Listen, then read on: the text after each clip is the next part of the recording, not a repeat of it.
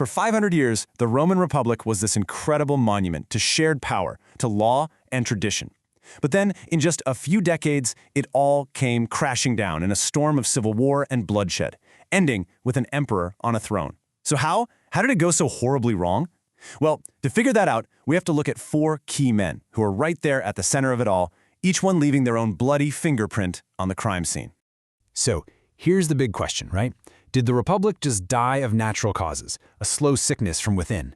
Or was it an assassination, a straight-up murder carried out by a few key individuals whose ambition just got the better of them? For this explainer, we are going to treat this like a homicide investigation.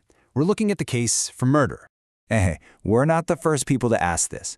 The Roman historian Sallust, who was literally writing this as the Republic was breathing its last, he pointed the finger directly at the personal ambition of Rome's most powerful men. He saw this lust for power as a poison corrupting the entire system. So who threw the first punch? Let's meet our first suspect. Our story really kicks off with Lucius Cornelius Sulla. He was a brilliant general, no doubt about it, but also a completely ruthless politician who would do something no one thought possible. He set a precedent so dangerous that its shockwaves would tear through the last years of the Republic. And what kicked all this off? You know, it was basically a political squabble.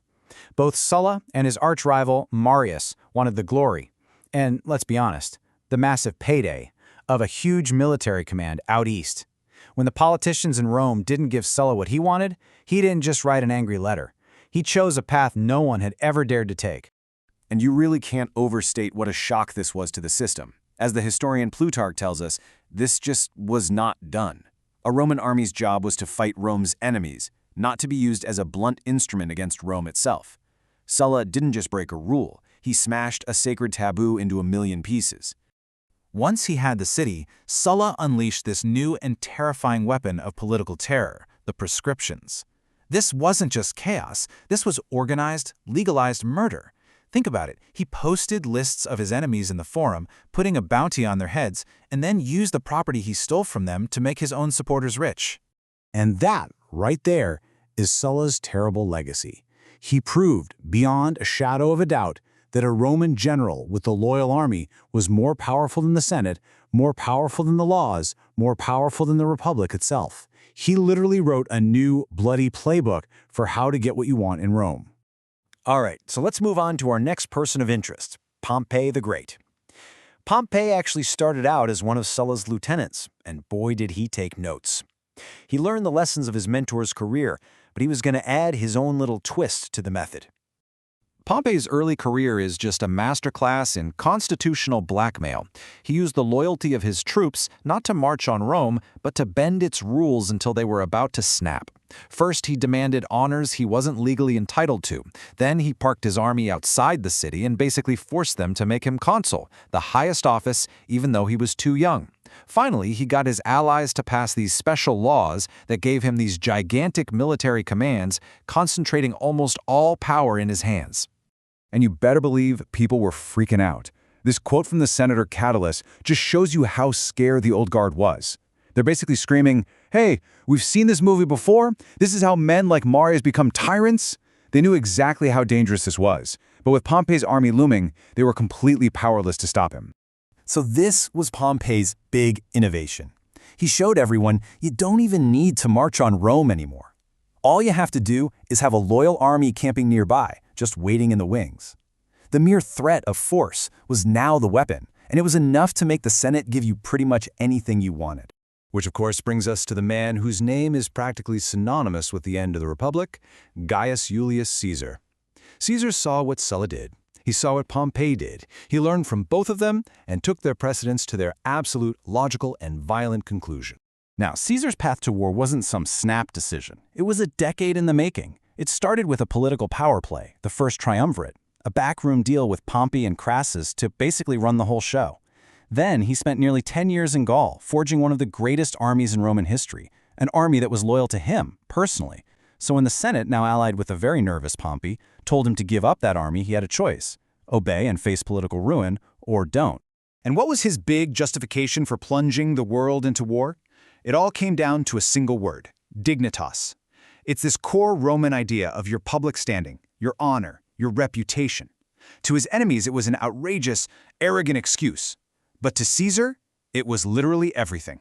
And there it is, the final, fatal precedent. By crossing that river, the Rubicon, Caesar was effectively declaring that his personal career, his personal honor, was more important than the peace and stability of the entire Roman state. The individual had officially become greater than the Republic.